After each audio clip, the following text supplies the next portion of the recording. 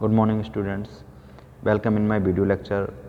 Today in the class of BC 5th semester of computer graphics, we were studying about the Sutherland-Hodgman polygon clipping algorithm.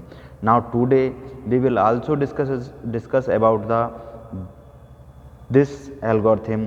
कल हम बात कर रहे थे, हमने बताया था कि क्लिपिंग जो है वो सदरलैंड हॉजमैन पॉलीगन क्लिपिंग किस तरीके से होती है.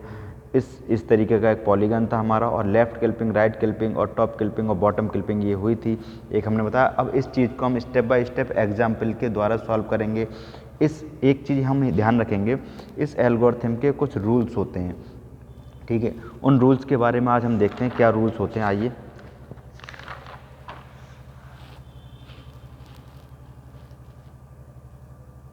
Rules of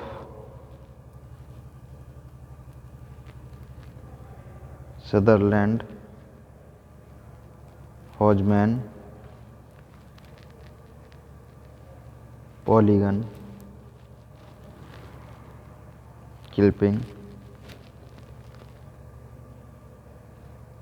algorithm. ओके,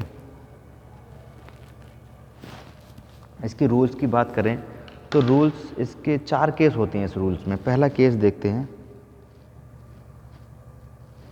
पहला केस है अगर हमारे पास, ठीक है, अगर हमारे पास एक विंडो है,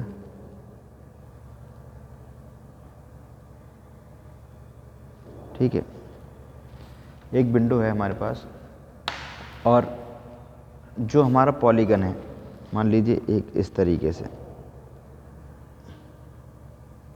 बाहर लाई कर रहा है पॉलीगन, ठीक है, और जब मान लीजिए इस तरीके का ये एक पॉलीगन है,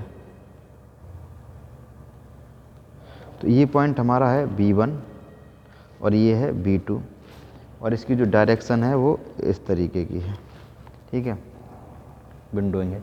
तो हम क्या करेंगे, सिर्फ हम इस साइड को चेक करेंगे, हम इस साइड को, यानी कि इस साइड को चेक करेंगे. तब हमारे जब B1 और B2 यानी ये क्या है हमारे पॉइंट, एंड पॉइंट और स्टार्टिंग पॉइंट जो हैं वो हमारे क्या होंगे, आउटसाइड होंगे. दोनों आउटसाइड हैं तो B1 क्या होगा जब आउटसाइड और B2 भी आउटसाइड होगा. तो हम क्या करेंगे, तब हम इस केस में कोई स्टेप नहीं लेंगे. ये दोनों ही क्लिपिंग विंडो के बाहर लाई कर रहे हैं, क्योंकि ये दोनों क्लिपिंग विंडो के बाहर लाई कर रहे हैं. इसमें हम कोई भी स्टेप नहीं लेंगे. और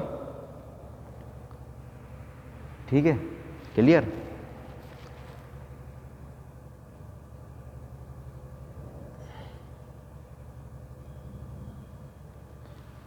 अब नेक्स्ट केस देखते हैं. ठीक है, तो हम इसको कर देंगे नेगलेक्ट. ठीक है, इसमें हम कोई भी एक्शन नहीं लेंगे. अब केस 2 की बात करते हैं. केस 2 की बात करेंगे तो मान लीजिए एक हमारे पास विंडो है,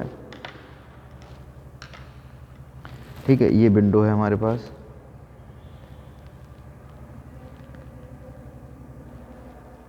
ठीक है, ये विंडो है हमारे पास. और मान लीजिए इस तरीके की हमारे पास कोई भी एक पॉलीगन है, पॉलीगन है मान लीजिए, ठीक है.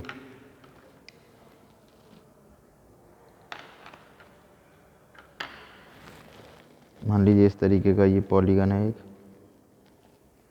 ठीक है. तो हम क्या करेंगे, इसका डायरेक्शन है ये, तो ये पॉइंट है B1 और ये है B2. तो ये क्या हुआ, आउटसाइड टू इनसाइड. तो ये केस क्या होगा, ये केस होगा हमारा आउटसाइड, आउटसाइड टू इनसाइड. ठीक है, आउटसाइड टू इनसाइड. तो हम क्या करेंगे, इसमें इंटरसेक्ट पॉइंट एक देखेंगे, इसमें एक इंटरसेक्ट पॉइंट हम देखेंगे, ठीक है, और उस इंटरसेक्ट पॉइंट को एक नाम दे देंगे. ये है इंटरसेक्ट पॉइंट, ठीक है, इसे एक नाम दे देंगे. इसे हमने नाम दे दिया, मान लीजिए V1 डैश. ठीक है, B1 डैश नाम दीजिए। अब हम क्या करेंगे, इस इंटरसेक्ट पॉइंट और एंड पॉइंट को सेव कर लेंगे। यहाँ पर अगर हमें B1 जो है हमारा, B1 हमारा क्या है, आउटसाइड है, और B2 हमारा इनसाइड है। तब की पोजीशन में हम इसे क्या करेंगे, एक इंटरसेक्ट पॉइंट देखेंगे, इंटरसेक्ट पॉइंट को एक नाम दे देंगे, B1 डैश हमने नाम दे दिया, और फिर हम इसको इंटरसेक्ट पॉइंट और एंड पॉइंट को then be save end point and intersect point. तब हम इसमें एंड पॉइंट और इंटरसेक्ट पॉइंट, यानी कि एंड पॉइंट क्या है यहाँ B2 और इंटरसेक्ट पॉइंट क्या है हमारा B1 डैश। ठीक है, ये हो जाएगा इसमें। ठीक है, ये आगे जरूरी रहेंगे ध्यान। अब केस आ जाता है 3 केस, केस नंबर 3 केस में क्या होगा, मान लीजिए केस 3 में मान लीजिए कोई विंडो है हमारे पास,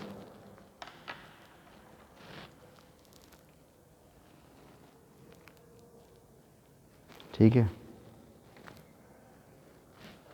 विंडो है, इसमें जो हमारा पॉलीगन है वो पूर्ण रूप से इनसाइड है ये। ठीक है, इसको इस तरीके से पॉलीगन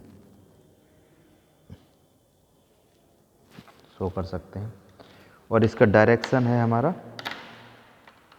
क्या, दिस, यानी कि तो ये हुआ B1 और ये हुआ B2।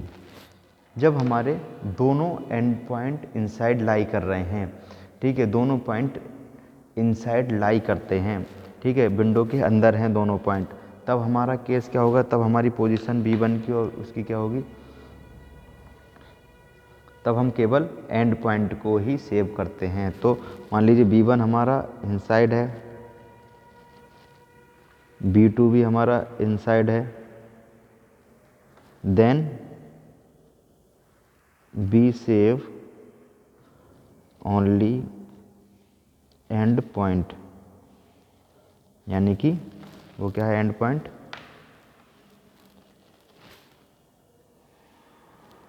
B2। ठीक है, क्लियर। अब केस 4 की बात करें, केस 4 में अगर मान लीजिए हमारे पास एक विंडो है,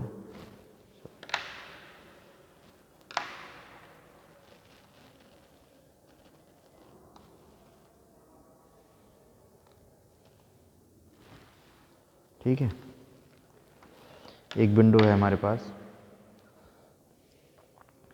और उस विंडो पर इस तरीके से, और इसका जो डायरेक्शन है वो इसकी है इनसाइड टू आउटसाइड, ये डायरेक्शन है। तो ये पॉइंट हो जाएगा हमारा B1 और ये हो जाएगा B2। तब हम क्या करेंगे, तब यहाँ पर क्या देखते हैं हम कि B1 क्या है हमारा, यहाँ पर B1 क्या है, इनसाइड, और B2 क्या है हमारा, आउटसाइड। तब हम क्या करेंगे, इस केस में इंटरसेक्ट पॉइंट को कोई नेम दे देंगे, एक इंटरसेक्ट पॉइंट देखेंगे इस केस में, क्या है, ये है इंटरसेक्ट पॉइंट, और इसको एक नाम दे दिया हमने, इसको क्या नाम दे दिया, इसको नाम दे दिया मान लीजिए B2 डैश। ठीक है, B2 डैश इसे नाम दे दिया। तो हम क्या करेंगे, इंटरसेक्ट पॉइंट को कोई नेम दे दिया, और फिर जो B2 डैश है उसे सेव कर लेंगे। ठीक है, कैसे सेव कर लेंगे, B2 डैश, यानी कि जो हमारा इंटरसेक्ट पॉइंट है उसे, देन वी सेव